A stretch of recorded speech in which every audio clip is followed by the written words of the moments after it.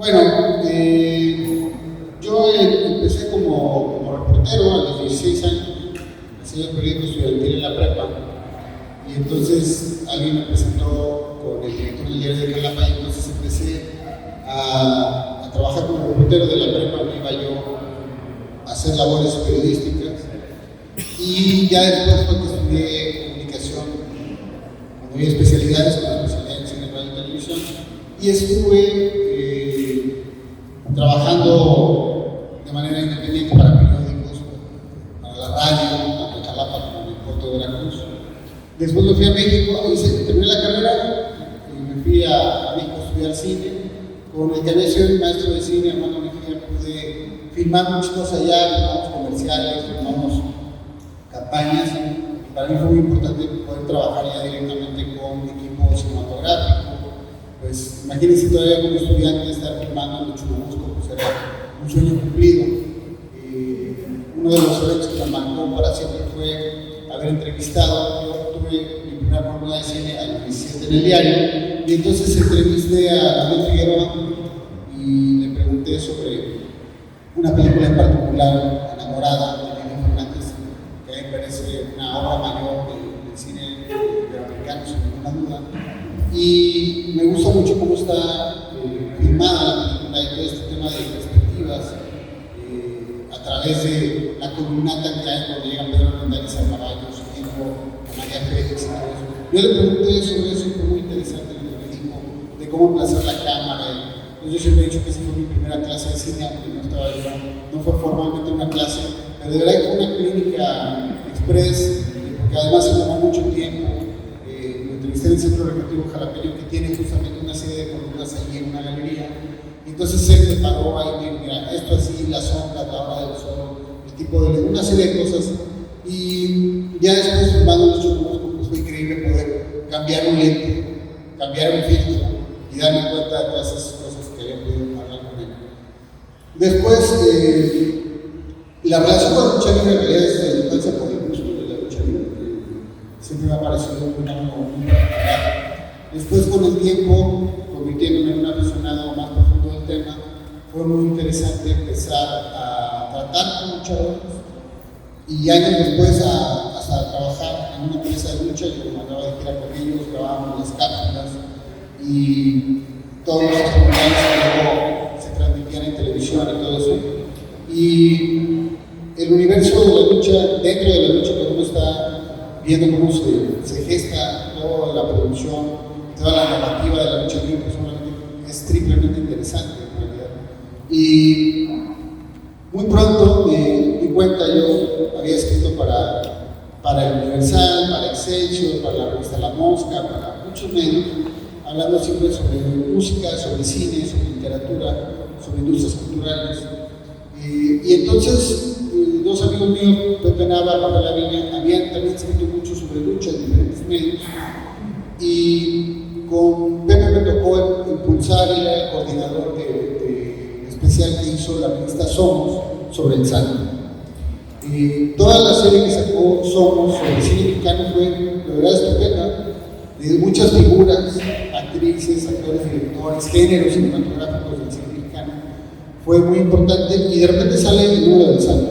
Cuando Pepe le dice que si quiere coordinar el número, me habla. Entonces recorrimos todas las casas del santo, hablamos con toda su familia, con luchadores, empezamos a investigar muchas cosas. Y en aquel momento, ese número de Somos se convirtió en el más vendido en la historia de la editorial Televisa, completamente. De ese tamaño fue el impacto que reprimieron muchas veces. Entonces yo le dije a Pepe y luego a Rafael que deberíamos de hacer el libro del cine chavales que no existía. Y ese es el gran paso para hacer ese libro gratuito que está ahí en la esquina, que se llama Quiero ver sangre, historia industrial del cine de luchadores, que editamos con la UNAM. Muchas gracias. Ese libro tiene toda la historia del cine de luchadores, está lleno de imágenes. Afortunadamente, pues, fue muy bien recibido, se ha convertido en un libro de colección de la lucha. Y tiene la mención de toda la historia del género, desde la primera película que tiene una escena de lucha libre formalmente, que es Padre de Más de 4 de Robert Quigley en 1938. De entonces a la fecha, películas animadas y todos los héroes enmascarados que han pasado, El género del cine de luchadores tiene una cosa muy particular.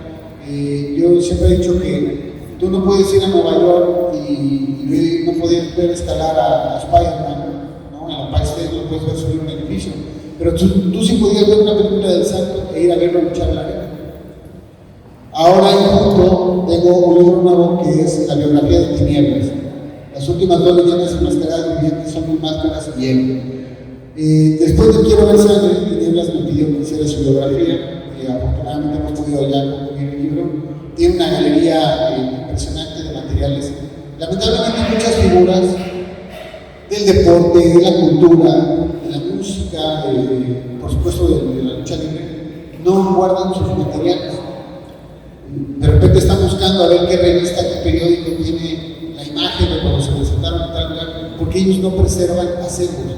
En cambio, con Tinieblas lo que me pasó fue escoger qué poner en el libro, porque él tiene cajas y cajas y cajas, literalmente tiene miles de documentos, tiene hasta boletos de entradas a arenas de lucha de muchas funciones, tiene los carteles, los pósters de las películas, los stills. Entonces una cantidad impresionante de imágenes que las tuvo que seleccionar, lo que iba a escanearse y a corregirse de color y todo, para poner lo que iba a venir. Entonces ha sido fabuloso. Como anécdota, cuando sacamos el libro del cine de luchadores, yo propuse que el libro viniera dentro de una máscara. Pero en la UNAM les pareció un despropósito porque subían los costos muchísimo. Porque además yo pedí, debemos sacarlo con una máscara, pero que además la máscara sea con tela en la que usan los luchadores para hacer sus equipos, con aplicaciones profesionales para hacer las máscaras y que así venga. Y bueno, yo entiendo a la UNAM, como verán, el libro es muy grande, y si hubiera subido muchísimo, un gran porcentaje de los costos hacer, pues lo que al final fueron 7,000 libros, imagínense hacer 7,000 máscaras, con esa calidad de material hubiera subido mucho, y ya no se produjo así, salió sobre eso. Pero el hecho de que la UNAM no se aventara el volado ni el gasto de hacerlo así, me permitió a mí sacar después Fábulas Enmascaradas, que ese es el libro que está ahí, es un libro de cuentos. Y es el primer libro enmascarado mexicano. Ese diseño, ese antifaz, se hizo exclusivamente para este libro de cuentos. Además tiene mucho humor negro, creo que es muy divertido y afortunadamente le ha ido muy bien. Esa es la 3ª edición de ese libro de fábulas con el que habíamos venido a Monterrey hace unos años. Y ahora dije, llevo todos los de lucha. Aparte tengo una novela y otras cosas, pero traje lo de lucha. El de cuentos, la biografía de Tinieblas y el cine de lucha. Una de las cosas más extraordinarias es que pasan los años y la lucha no solo no se extingue, sino que cobra nuevos adeptos y nuevas vertientes, ¿sí? Es decir, si pensamos en el cine mudo, el cine silente, muchas grandes figuras, muchos grandes directores del cine mudo desaparecieron cuando llegó el cine sonoro. ¿Por qué? Porque ese super galán que salía cuadro en el cine mudo, cuando tuvo que hablar, la gente se dio cuenta que no tenía una voz de galán. Y muchos desaparecieron. Algunos los salvó el doblaje, pero luego los entrevistaba la prensa y no tenían la voz con la que lo veían en pantalla. Entonces, muchas grandes figuras que además en el cine mudo había que actuar así. Había que hacer, un poco como en el teatro. En el teatro la actuación es grandilocuente, porque el que está en la última fila del teatro tiene que entender mi dolor, mi gesto. Por eso hay gente que triunfa enormemente en el teatro y le va mal en el cine o la televisión. Porque ese gesto grande que hay que gritar en la última fila en el teatro, hay que contenerlo cuando la cámara está a 50 centímetros del rostro. Entonces, es otra manera de actuar, es otra manera de trabajar. En el caso del cine de luchadores, no han desaparecido nada de las formas tradicionales de la lucha con la tecnología. Al contrario, hay más cosas. Ahora hay comerciales, hay campañas publicitarias hechas para ver en el teléfono, hay cortometrajes hechos para ver en los teléfonos, y muchos de esos son de lucha libre. La lucha libre se ha adaptado a todo. Hay trabajos de tesis, hay documentales, están en todas partes.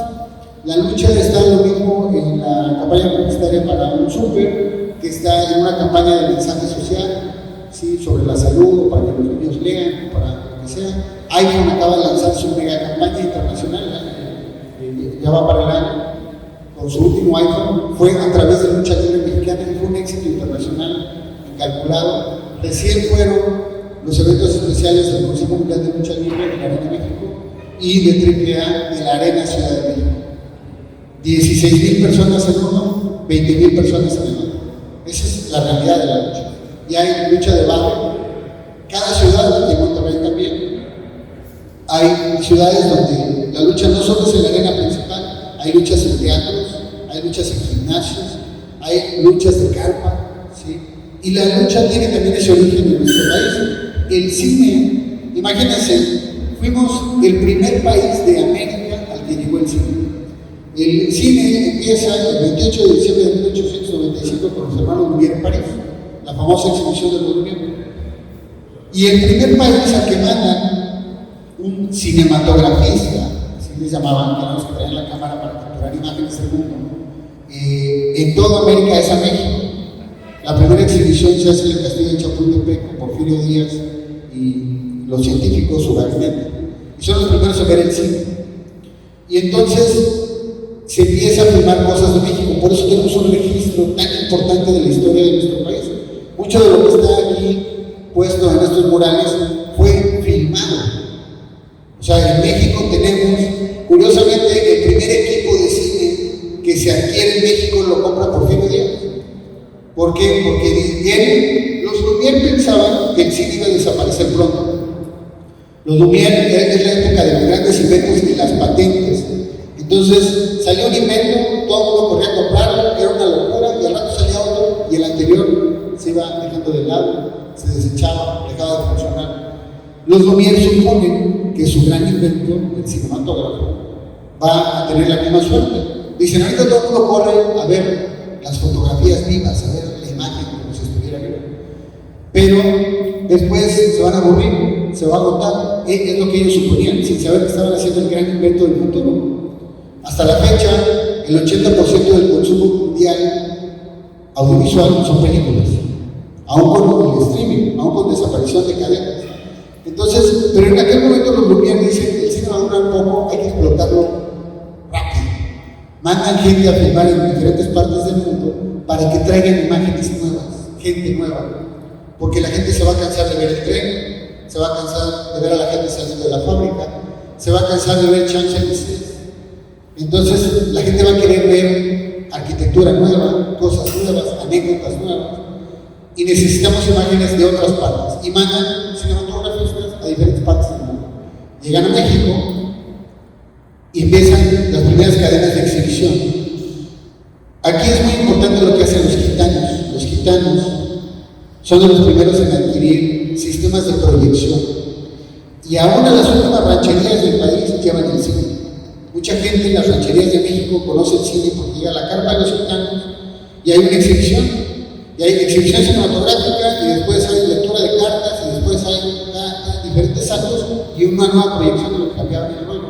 Pero como los primeros proyectores son pequeños, hay exhibiciones de 5 minutos. Y en lo que se ponía la nueva película, alguien tocaba el violín, alguien decía una poesía y empieza a haber lucha. Los primeros luchadores que hacen lucha grecorromana. La primera Olimpiada, ahora que acaban de ser las Olimpiadas y las Paralimpiadas, la primera Olimpiada ya tenía lucha. Es uno de los deportes más antiguos de la historia de la humanidad. Todas las culturas del mundo han tenido centros de enseñanza de lucha. Aquí en México, los caballeros jaguar y los caballeros águila tenían centros de enseñanza de combate.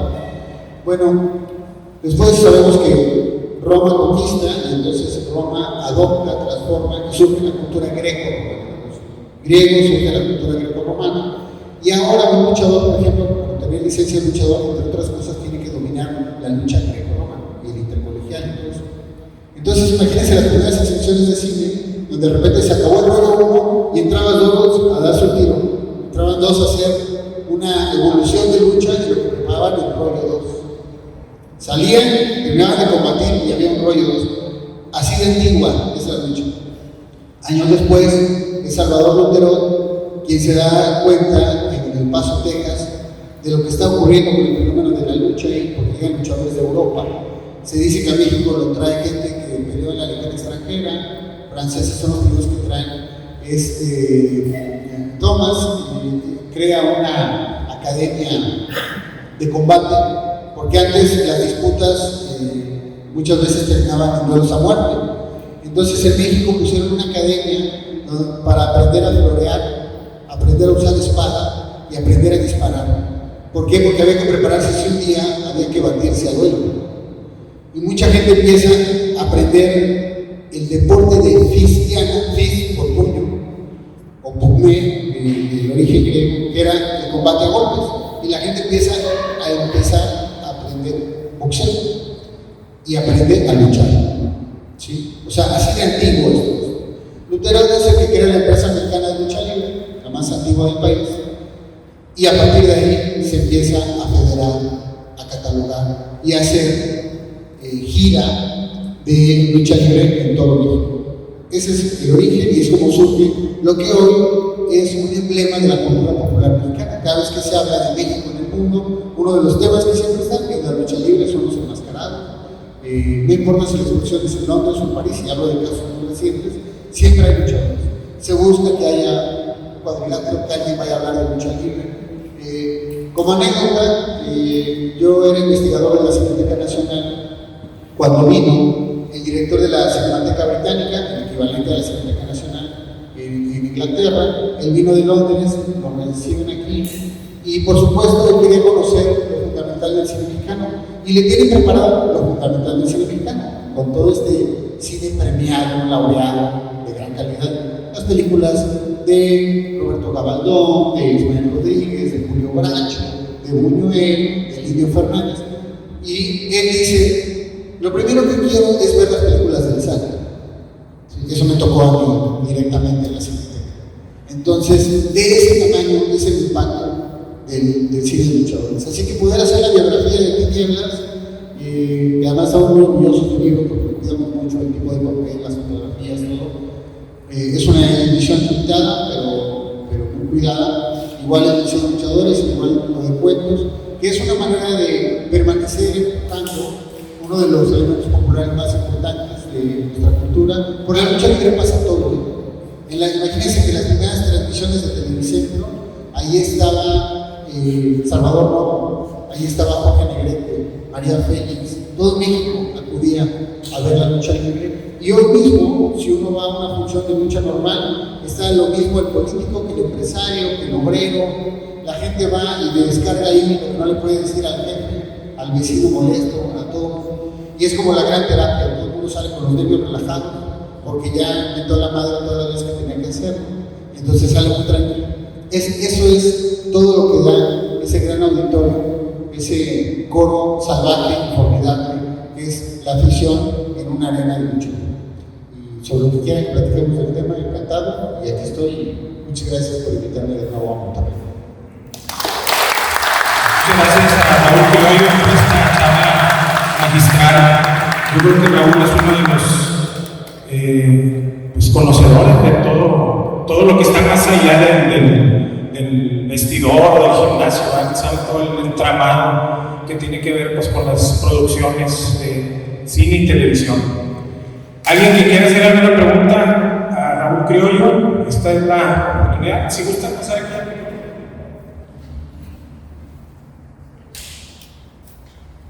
¿Qué tal, Raúl? ¿Cómo estás? Preguntarte, ¿qué opinas de la lucha libre americana en contraste con la mexicana? Bueno, los dueños del gran espectáculo son los gringos, en todo, absolutamente. Muchos de los elementos de espectáculo que se usan hoy en la música, en el teatro, los inventaron formalmente. Eso surge desde Hollywood.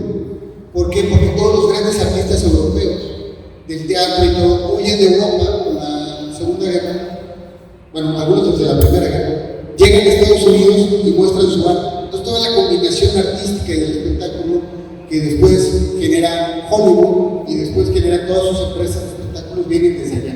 En todas partes del mundo llegan los mejores a refugiarse y generan un tipo de espectáculo que no existe en ninguna parte.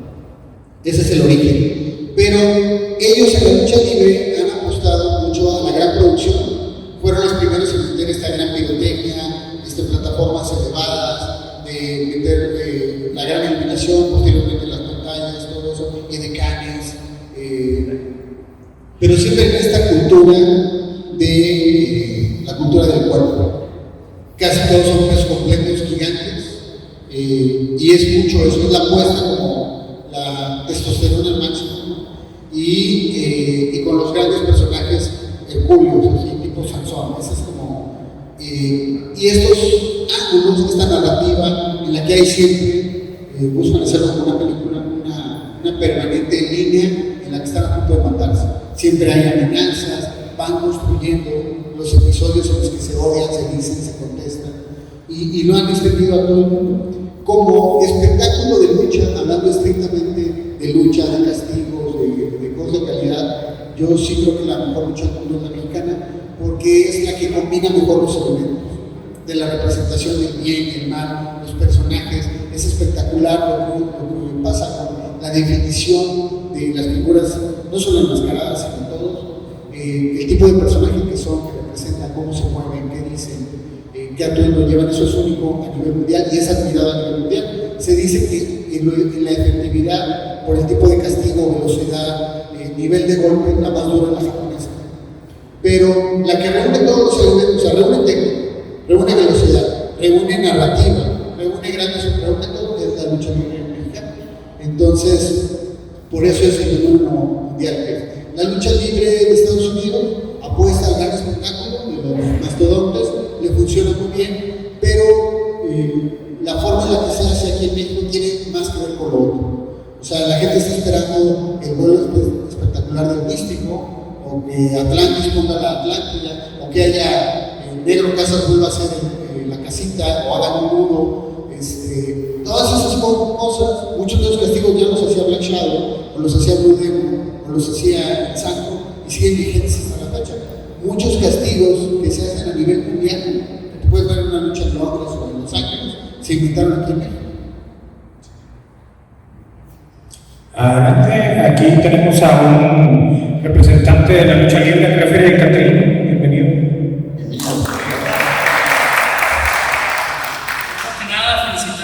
Gracias. Amigo, es excelente.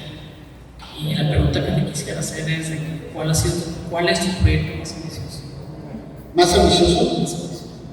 Híjole, pues hablando de lucha libre, yo creo que fue el Quiero Ver Sangre, porque nos pusimos a revisar todo el cine de luchadores, todo es todo, ¿eh? O sea, vimos incluso cuáles fueron las primeras luchas silentes. Hubo equipo, sí, gracias. Ya trae whisky. Hubo equipos de cine que filmaron estas luchas que digo en las carpas gitanas y eso, y hay un registro de luchadores en la época silente, en los primeros cortos. El cine originalmente era el cinematógrafo, porque así se presentó, y las primeras funciones eran escenas costumbristas, y había alguien que filmaba a una persona haciendo un pastel, cabalgando, remando en un río. Bueno, entre esas primeras filmaciones que se hacen en México, esos primeros dos cinematografistas que envían los gobiernos de México, en el registro de sus primeras vistas hay dos luchadores mexicanos. ¿Sí? Hubo que investigar todo. A mí en la Cineteca, gentilmente, me permitieron ver películas que en aquel momento no existían en DVD ni nada, y me hicieron proyecciones especiales para poder hacer las fichas que tienen ahí. Nosotros abrimos sobres en Filmoteca de la UNAM que no se habían abierto en 40 o 50 años, porque cuando se hace una película, se escogían las fotografías que iban a ir al póster, a la publicidad de la película. Las que no se seleccionaban, se registraban en un catálogo, se metían en las sobres, se sellaban y entraban a bóvedas. Entonces, para mucho material que viene ahí es inédito, se está publicando por primera vez. Es más, viene una fotografía increíble con 1000 máscaras en una prueba de cámara en los churros. Y lamentablemente, para la época de hoy, a ver, ¿cuántas imágenes han visto ustedes detrás de cámaras con Ismael Rodríguez, que es el que más tiene? Con Pedro Infante, muy pocas. Ahora, pues es normal que se haga making of detrás de cámaras porque es parte de la publicidad. Antes no. Y nosotros encontramos pruebas de contacto, que eran las que se imprimían para seleccionar las fotos. Hay una página que trae la prueba de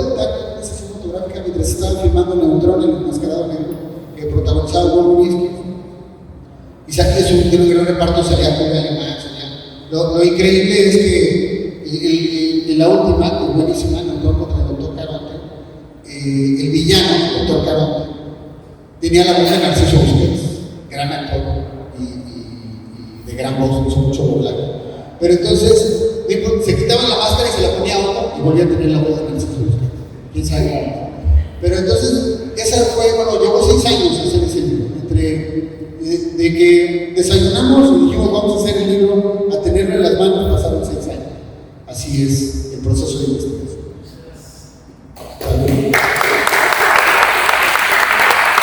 ¿Alguien más que quiera preguntarle algo a Raúl Criollo? Anoche estábamos platicando y ya me había pasado su currículum, la verdad tuve tiempo, es un currículum impresionante, pero ya ven que ahorita está de moda el reality show, la casa de los famosos y todo eso. Bueno, Raúl estuvo en las primeras ediciones de Big Brother al lado de Pedro Torres. Pedro Torres era el productor. Muy diferente a lo que se hace ahora con la casa de los famosos, pero el primer reality que se hizo en México fue Big Brother. Y es un formato holandés. Tuvimos la oportunidad de conocer a John de Mol, que es el que creó el reality show de la Mundial, y él vino a la inauguración de nuestra transmisión y vino la gente de Endemol Holanda a darnos capacitación. Fue la primera vez que usaron cámaras robóticas, cámaras nocturnas en México. La verdad fue un proceso muy interesante. Luego yo tuve ocasión de ir a Holanda a hacer un programa con Eva y Laila Norri, y estuvimos con gente de Endemol en Amsterdam, y fue muy interesante poder trabajar todo eso de los primeros realities, que ahora son comunes. Ahora hay reality del reality, ¿no? Cualquier celebridad ya hay un reality, se decide 24 horas, y la familia, y el drama, y yo no quiero comer eso. O sea, pero el primer reality fue ese. Y una cosa interesante es que yo llegué a ese programa porque Pedro Torres quería gente que hubiera trabajado en cine. No quería la gente que venía de hacer los programas de ficción y telenovelas que se hacían en Televisa. Quería gente externa en Televisa que hubiera trabajado en cine para hacer una narrativa diferente, y desde la parte de contenidos, y así fue como yo llegué ahí. Y pues de ahí he trabajado un poco de todo, videoclips, comerciales, películas, cine independiente. Trabajé en La Máscara del Zorro, trabajé en Romeo y Julieta, trabajé así, pues en muchas cosas. ¿Mandé? Me refiero a La Máscara del Zorro. La última Máscara del Zorro es la que hizo Antonio Banderas. Sí, la original es de la era de Rolf Linas. Pero hay muchas versiones. De hecho, Abraham de León, que acaba de fallecer, él hizo su propia versión del Zorro. ¿Sí? De hecho, antes de conocerlo como el gran primer actor, Abraham de León, yo vi una función de niño, una matiné con él como el Zorro, lo conocí como el Zorro. Y hay versiones del Zorro en todo el mundo. En un libro que estoy preparando ahora, que es el cine mexicano de A Caballo y Pistola, viene todo el episodio de los mascarados mexicanos a caballo: el Zorro Vengador, los 5 halcones, el Zorro Escarlata, el Látigo Negro. Es una lista larguísima, ¿no? Nos iríamos mañana sacando todas las. Sí, adelante. ¿Qué tal? Buenas tardes. Antes que nada agradecerle a mi amigo Catrín. Este es un personaje, por eso estoy con la máscara. Encapuchado. Soy un referee profesional, soy un referee enmascarado, por eso el mantener mi identidad.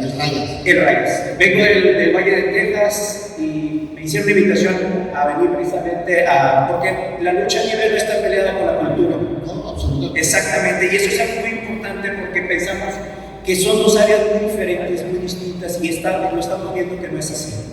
Lo que para mí respecta a la pregunta que le tengo es: ¿qué tan difícil o qué tan fácil fue ingresar al ámbito de la lucha libre? Porque hay muchos celos en base a la información que se comparte. Muchos luchadores tienen ese celo de decir: es que hay cosas que no te puedo decir, hay cosas que no te puedo contar, cierto o no es cierto, que lo comentan de esa manera. Entonces, yo quisiera saber cómo fue para usted ingresar, qué tan fácil o difícil fue. Muchas gracias. No, gracias a ti. Está muy bien definido el personaje. Muy bien. Mira, el tema es el siguiente. Yo tuve la gran ventaja, de que yo tuve una relación con la lucha desde niño. La primera función a la que yo fui, yo tenía 9 años, y en la lucha estelar estuvo Carlos Plata, el escorpión primero y Canek, contra Enrique Vega, George Takano y Fishman. Gran lucha. Pero imagínate, en ese cartel, en la segunda lucha de Emilio Charles, en la segunda lucha. Entonces, como aficionado, pero don Rafael Borradas Osorio, que fue el fundador de la Comisión de Box y Lucha, con Luis Escota era mi tío. Entonces, yo desde niño tuve, él funda con el Santo, la Fraternidad del Santo. Hacían funciones a beneficio. Un luchador se fracturó una pierna, ellos organizaban colectas, hacían una lucha y le daban el dinero a esa persona. La Fraternidad del Santo apoyaba a boxeadores y luchadores. Entonces yo tuve un conocimiento directo del voz de la lucha libre, pues desde muy chavo conocí a mucha gente, pero después lo que pasó, cuando yo quise hacer el libro de Tierra Sangre y empecé a investigar, yo había hecho varias cosas en Televisa, pero yo trabajaba fuera de Televisa, siempre he sido independiente, hacía una producción, y iba a otra empresa a hacer otra cosa, y yo siempre, a la vez era locutor de radio, y actuaba en un corto, y escribía en un periódico, así como de todo un poco. Y cuando nos proponemos hacer el libro de 100 luchadores, lo que ocurrió fue que me hablan, casi en el momento preciso, me hablan para hacer el contenido de AAA, porque un productor que yo conocía, Rodríguez, iba a ser el productor del contenido que se iba a transmitir en las luchas de AAA, todas las cápsulas y todo eso, lo iba a producir él. Entonces me hablan porque él no conocía de lucha libre y la que entonces era su pareja, yo había hecho unos programas con ella, habíamos hecho algo bueno, desde que hicimos Cantando por un Sueño, yo había estado trabajando con José José y entonces me hablan para ese programa y porque yo sabía de lucha libre. Entonces yo voy y empezamos a trabajar con la gente de AAA. El primer día que yo llegué a hablar con la gente de AAA, muchos luchadores decían inmediato de este güey que hace aquí. O sea, porque el recinto de la lucha libre, y yo estoy de acuerdo con eso, es sagrado. O sea, el vestidor es de los luchadores, el cuadrilátero es de los luchadores. Y cuidado que alguien que no hace lucha libre se suba a un ring, porque así le va. Me ha tocado ver. Entonces, pero te voy a decir algo, lo digo con toda la honestidad del mundo. A mí lo que me ayudó fue saber de lucha. ¿Por qué? Porque de repente empiezo a hablar con Wagner Jr., con Silver King, con La Parca Chuy, para descanse, con el Electroshock, con todo, te hablo de las estrellas. Y entonces se dan cuenta que yo sé la historia de la lucha libre y me empiezan a preguntar una cosa y otra. Y le dije, no, yo te he luchado cuando hiciste esta llave y tal. Y entonces me hice muy pronto amigo de ellos, lo cual no evitó que me bautizaran. Entonces, gracias a eso, fue otra cosa. Había amigos míos que no podían entrar al vestidor y eso. Yo de hecho yo los grababa. Y me acuerdo que estábamos yendo de Ciudad de México a Cuernavaca a grabar una función de lucha libre. Yo venía platicando con el brazo, que era muy divertido. Entonces el brazo dice, ya, y venía mi hermano conmigo, traíamos las cámaras en el equipo de grabación, y me dice, los muchachos de Jalapa ya vienen viajando con nosotros en el camión de luchadores, hoy nos vamos a bautizar. Ok, llegamos al vestidor, bajamos el equipo, ¿qué es el bautizo? Te vuelves parte del medio de la lucha, es como se bautiza a los luchadores. Y entonces, todo el elenco de la noche pasa y te da un manotazo. ¿Sí? Yo creo que a mí no me pegaron ni a la mitad de lo que ellos se pegan allá, porque la gente dice no se pega, no aguantarían esos golpes. Sí se pegan. O sea, cuando estás en el vestidor y ves a que tienen marcada la cuerda de los dorsales, y a que le recolocan el hombro, y a que le inyectan un brazo porque ya no lo pueden levantar. Me pasó con Latin Lover. Bueno, mira, el golpe. Me pasó con Latin Lover una vez, llegamos a una grabación y lo saludo, Víctor, ¿cómo estás? Y no me puede dar la mano. Y le digo, ¿qué te pasa? Dice, no, es que anoche luchando di un doble brazazo con Abismo Negro y Chelo, se me fueron los brazos atrás y no podía subir el brazo. Y me tocó ver cómo el doctor lo inyectó para que pudiera subirse al ring. Bueno, pasamos al vestidor y todo el elenco nos bautizó. Mi padrino de lucha fue Silver King, paz descanse. Ahí viene, en el libro, viene la reseña de la película Nacho Libre, filmada en México, que es referencia de la lucha libre mexicana. Y la reseña dice, para Silver King, mi padrino, ahí lo traigo. Entonces yo me llevo muy bien con la gente de la lucha, en todas partes, me conocen muchos de ellos, muchos son amigos, como Doctor Pablo León y muchos otros. El hijo de Tirantes, mi paisano, de Tirantes, que son de Jalapa, grandes amigos. Entonces yo me llevo muy bien con la gente de la lucha.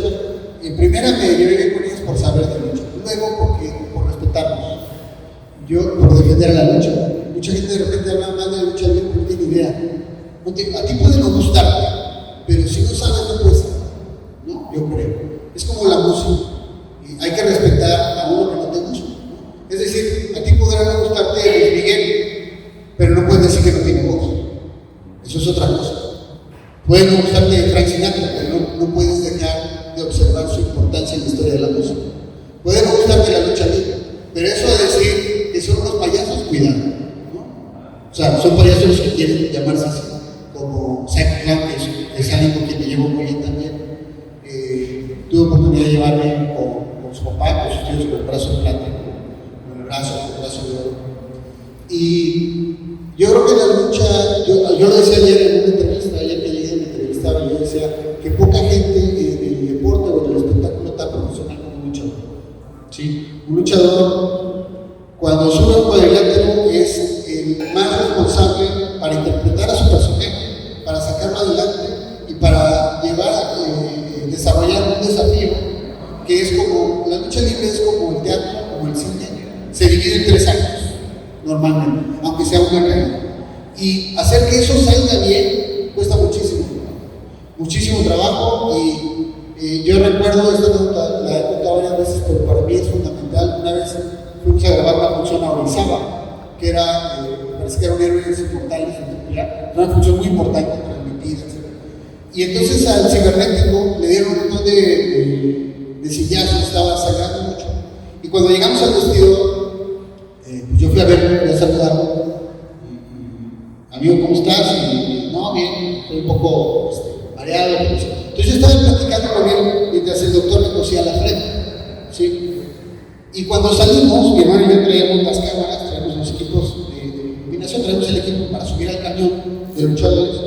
Y venían los chavos platicando, ni es sangre, no le pegaron, no podría levantarse después de ese número de sillazos. Y yo venía a hablar con él mientras le cosía la frente.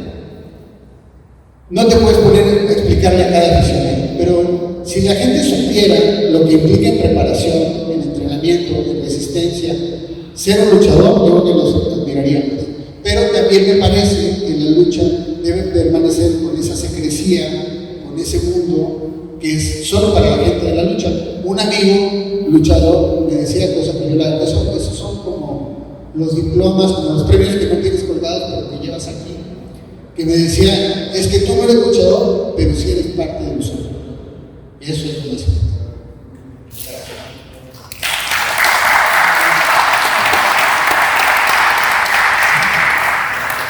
¿Cuál es usted?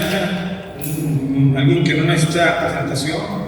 Ahorita que mencionó a Latin Lover, pues bueno, los que no sepan, Andrés Pérez Ustaita está colaborando con Latin Lover en su podcast Luchando por un sueño, en el anecdotario que son los miércoles, me parece. Bienvenido, Andrés Pérez Ustaita.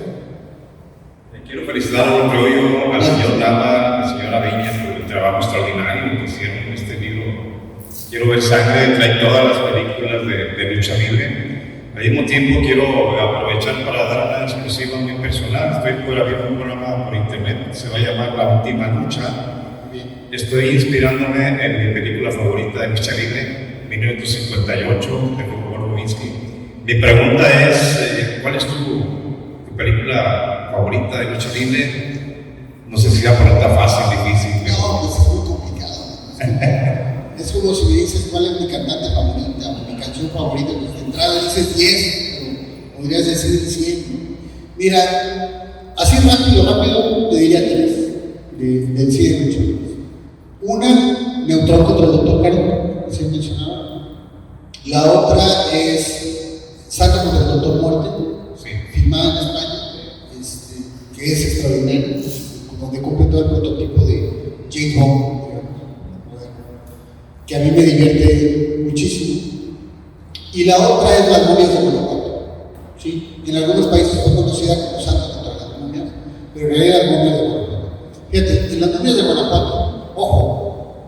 una cosa que se entiende desde el espectador hacia el cine de luchadores es que es un cine para divertirse, que es un cine que tiene cierta inocencia, ¿no?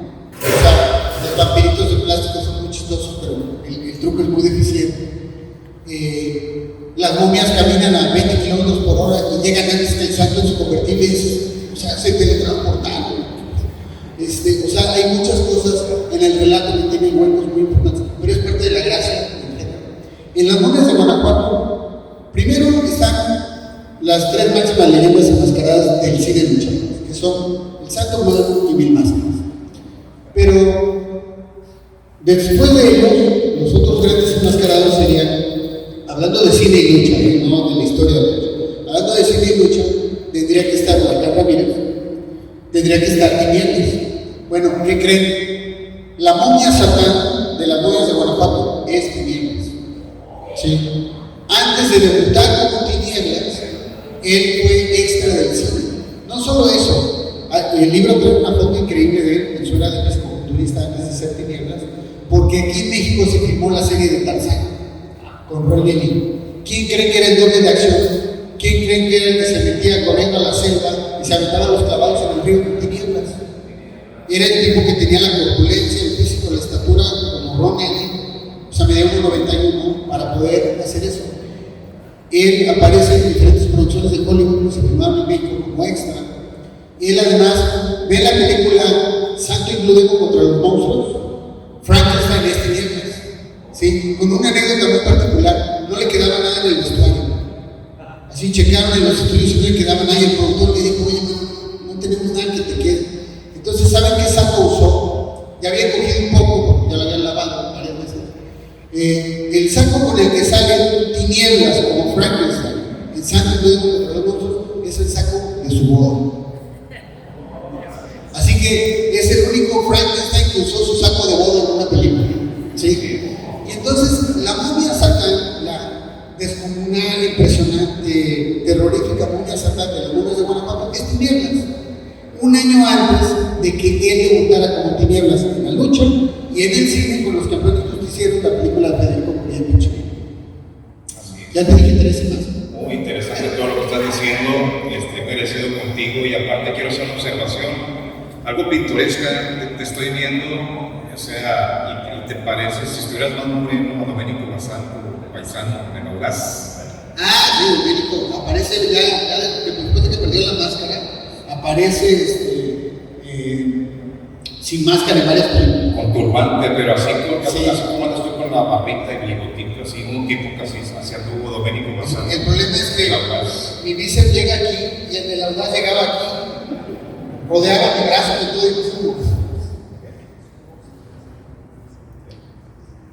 me dice Catrín que, así como yo te comparo físicamente con el Audaz, que ella dice que tu voz es la del Hijo del Santo. caray, podría ser. Yo soy bien comparado. O sea, Ya salí, bueno, o sea que me sale de luchador de todos modos. Como anécdota, hace rato que decía sobre los espacios privados del luchador, me acuerdo una vez en una arena, no me acuerdo si fue en Tampico, en Zacatecas, que un reportero local se quiso subir a grabar al ring. Casi lo bajan a trancazos. Le dijeron, ¿tú no puedes subir la cámara aquí al ring? O sea, ¿no? Y después, cuando yo grababa las cápsulas, una vez subí la cámara para grabar a testimoniales de los luchadores. Y hubo una persona ahí en la televisora local que se quejó. Dijeron, no, sí puede subir su cámara. Así que sí es una distinción especial. Gracias. ¿Alguien más que tenga alguna pregunta, comentario? Sin miedo. A mí me gustaría hacer una observación, Raúl. Tú que manejas, o que voy a spoilear un poco, uno de los proyectos de Raúl en un futuro es uno que tiene que ver con todos los deportes, una buena parte de los deportes y el cine aquí en México. Se llama El Deporte en el Cine Mexicano. Así es, pues les damos ese exclusivo, ojalá que se cristalice ese gran libro. Ya tiene pláticas con editoriales aquí en Monterrey. A mí lo que me llama la atención, Raúl, y hemos platicado Andrés Pérez y yo, es que a diferencia de otros deportes, por ejemplo el box, que tú me compartiste el dato de que es el que tiene más presencia en nuestro cine, el box, y pues es el deporte que más gloria nos ha dado estadísticamente, más triunfos y todo eso.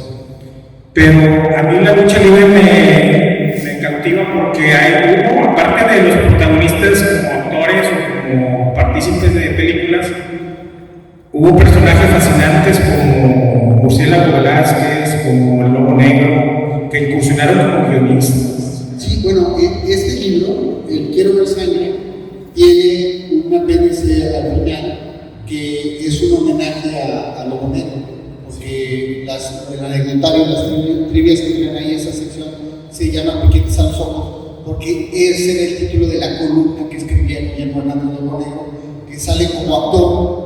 Siempre que había una banda de rufianes de algo, aparecía Lobo Negro, ¿no? Y también podía salir de Apache para enfrentar a Gastón Santos, o sea, aparecen muchas películas. Pero mencionaste otro personaje, mira, hay 3 luchadores que fueron guionistas de cine mexicano importantísimos. Uno es Lobo Negro, el otro es Fernando Cés. Fernando Cés, de hecho, es el que invita al Santo al cine. El cine luchador se empieza en 1952 con 4 películas. Invitan al Santo, no se concreta el proyecto. La película El Enmascarado de Plata es con el médico asesino, no con el Santo. El Santo llega al cine en 58, ¿sí? Con 2 películas filmadas en Cuba, escritas por Fernando Cés. Pero después, por cierto, Fernando Cés es quien se ponía en la máscara para interpretar a La Sombra Vengadora, una de las 4 películas que enamoró el género. El Rayo de Jalisco tomó el modelo de La Sombra Vengadora, nada más le cambió la dirección del rayo al otro lado para hacer su equipo, pero está inspirado en el personaje del cine, La Sombra Vengadora. Y el otro fue precisamente Jesús el Murciélago Velázquez. El primer enmascarado oficial del mundo fue un irlandés, La Maravilla Enmascarada, y el primer enmascarado mexicano fue Jesús el Murciélago Velázquez. Claro, nadie sabía que era Jesús, era solo el murciélago. Y el Murciélago Velázquez se subía de repente a la arena con una bolsa y liberaba murciélagos en el río. Lo subía con tarántulas, o sea, a todo el mundo le daba miedo. Escribió novelas. Bueno, una película mexicana que dirigió Luis Alcoriza y que estuvo nominada al Oscar a Mejor Película Extranjera es Tlayuca. Tlayuca fue escrita por el Murciélago Velázquez, ¿sí? O sea, de ese tamaño. Entonces, pero además, el mejor director de terror psicológico que hemos tenido es Carlos Enrique Taboada. Él escribió la famosa tetralogía gótica, Hasta el viento tiene miedo, El libro de piedra, Más negro que la noche y Veneno para las hadas. Y él escribió muchos guiones para el cine de luchadores, como La Mafia Amarilla, con Blue Demon. El guion es de Carlos Enrique Taboada. O sea, mucha gente importante de nuestro cine pasó por ahí, o debutó, bueno, El Caballo Rojas, comediante muy famoso, importante, debuta en una película del Santo. Bueno, ahí están esas estadísticas curiosas. No creo que en otro deporte haya esa curiosidad, ¿no? Que los mismos deportistas sean guionistas. Sí, no, bueno, ahora en el libro del deporte del cine mexicano vienen muchísimas trivias, anécdotas.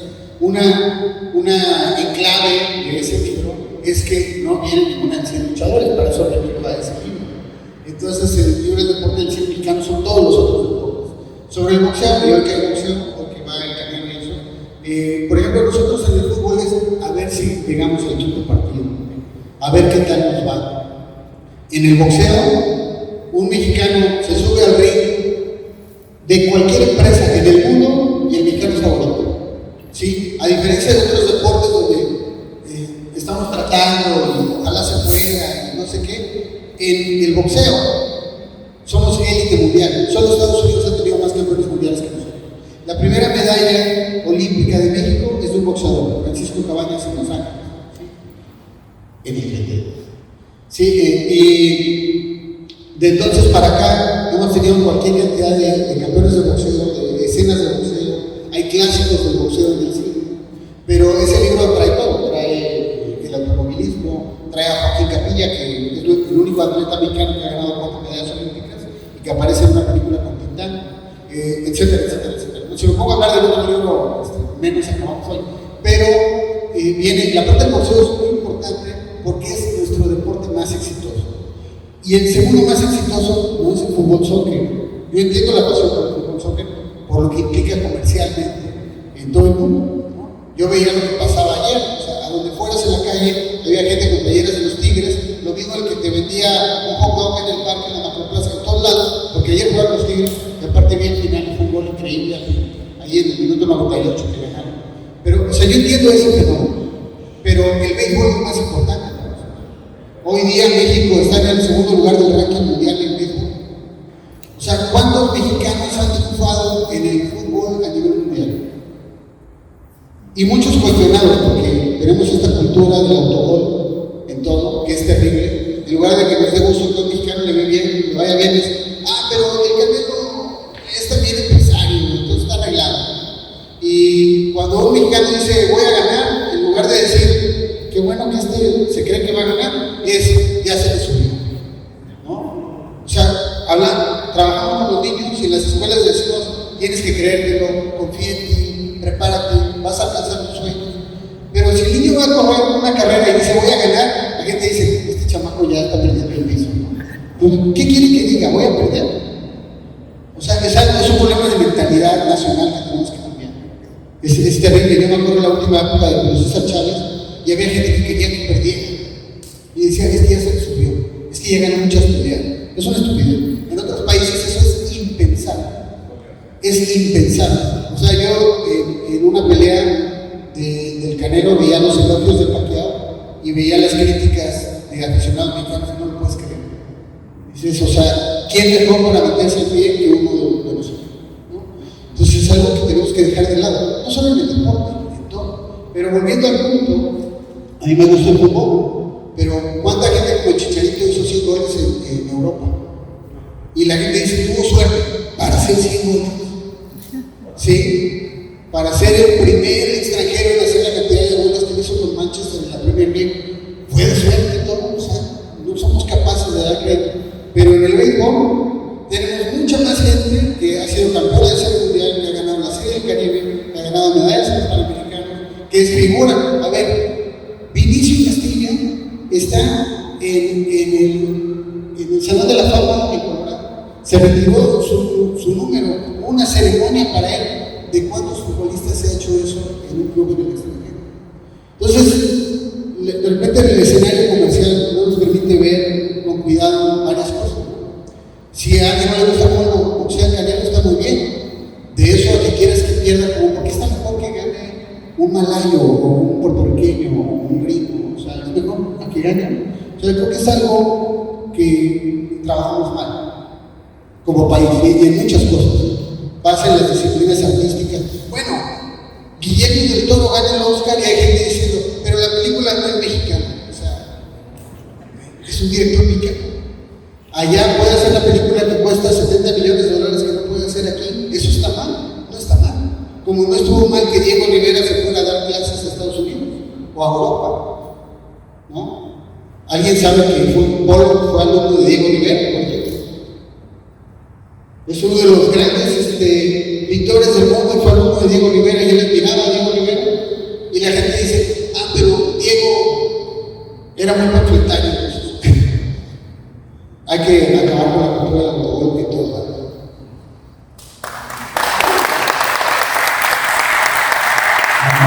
Ahí está la reflexión muy oportuna hoy que ven el Canelo. Pues ya estamos sobre el tiempo, vamos a continuar con nuestro programa. Raúl, muchas gracias, siempre. Yo encantado. ¿Alguien más? Rápido. Pregunta para Raúl Criollo, que está ahorita. Hay que ir a Jalapa, ¿cuándo nos invitan? No, cuando guste. Afortunadamente, allá pues, la lucha libre está muy en boga y siguen haciendo muchas cosas de funciones. Sí, una pregunta adelante. Sí, acabo de organizar el primer seminario de referees nacional aquí en el estado de Nuevo León. Tengo una invitación del doctor radiactivo de Ciudad de Jalapa, Veracruz. Espero. El doctor radiactivo es mi primo. No, no es luchador, el doctor Ricardo. Sí. Sí. Estamos en pláticas para, antes de que acabe el año, empezando el año, llevar el seminario nacional a Jalapa, Veracruz. Me gustaría saludarte. Genial, yo encantado. Por supuesto, ahorita cambiamos información y Y pues bueno, quien guste, aquí están los mismos. El de Fábulas Enmascaradas ha tenido una gran recepción crítica, son puros cuentos, es literatura, pero son puros cuentos ligados a la lucha libre. Y entre eso aparecen los referees, aparecen tirantes, y aparece personajes creados para los cuentos y personajes reales. Les decía que el proyecto fue enmascarar, Quiero ver sangre, como era muy costoso, no se hizo, y ese librito que está ahí, ese libro de cuentos, Fábulas Enmascaradas, es el primer libro enmascarado mexicano. Y la biografía de Tinieblas, muchas figuras del deporte, muchas figuras del arte, de la cultura, se fueron sin dejar una biografía. Entonces, esta es una biografía cuidada a fondo, hecha con el acervo de Tinieblas, y creo que ese es un poco, ojalá que más gente pueda hacer eso, ¿no? en la lucha y en otros ámbitos. Y gracias a todos. Mi luchador favorito también está rudo porque pues he visto a tantos y he tenido la oportunidad de trabajar y muchos grandes luchadores, grandes luchadores. Pero bueno, te diría de mi infancia Canek, que es un amigo. Cuando presentamos Quiero ver sangre, estuvieron Tinieblas y Canek invitados, hablando con nosotros. Que era el peso completo que recibía todas las figuras del mundo, gran luchador. Solamente 3 luchadores en el mundo cargaron a André el Gigante, uno de ellos Canek. Claro, después años después le tuvieron que cambiar las rodillas, hacer el press militar, usar una lesión a lo largo de los años. El otro,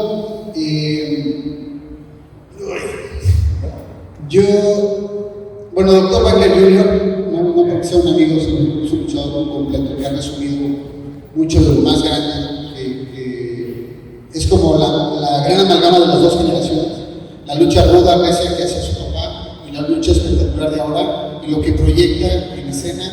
O sea, Wagner se sube al ring y todavía no hace nada y la gente está loca. O sea, eso poca gente. En la lucha se dice que hay luchadores fríos, son técnicamente muy buenos, pero no logran que la gente reviente. Y él todavía no hace nada y ya la gente le está aplaudiendo, se lo está aumentando. Creo que él resume mucho de la mejor lucha. Y bueno, a mí, digamos que técnicamente, me parece que Silver King es uno de los mejores luchadores que hemos tenido. Era increíble verlo llavear. O sea, fuera de todo, cuando se ponía a llavear.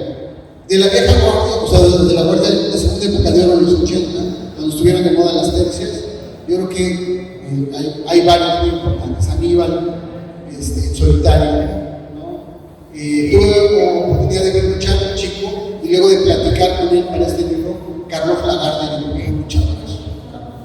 Y otro que solamente lo vi luchar 2 veces, que yo era chico, lo pude entrevistar poco antes que muriera, tengo una foto con él en el ring de la Arena México, pero que era un fuera de serie la Blue. Sí, no porque fuera regiomontano, pero era, o sea, vean las películas, vean los segmentos de él luchando, ¿no? Él y por supuesto Black Shadow, la forma en la que él se desplazaba en el ring, siendo muy bajito, era realmente muy impresionante. Para mencionarlo rapidito. Muchas gracias, Raúl Teliayo. Fuerte aplauso para Raúl Teliayo.